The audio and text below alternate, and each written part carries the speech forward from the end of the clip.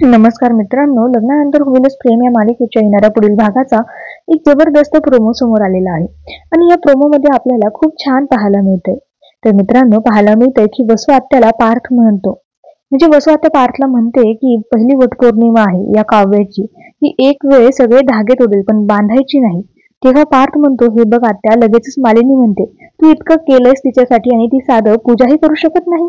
तेव्हा काव्या खोलीच्या बाहेर दरवाजा उघडून सजून धजून येत असते. ती पूजेचं ताट घेऊन येत असते आणि रुबाबात येते आणि म्हणते, काव्या वटपौर्णिमेची पूजा करणार. तेव्हा पार्थ काव्याकडे खुश होऊन पाहतच राहतो.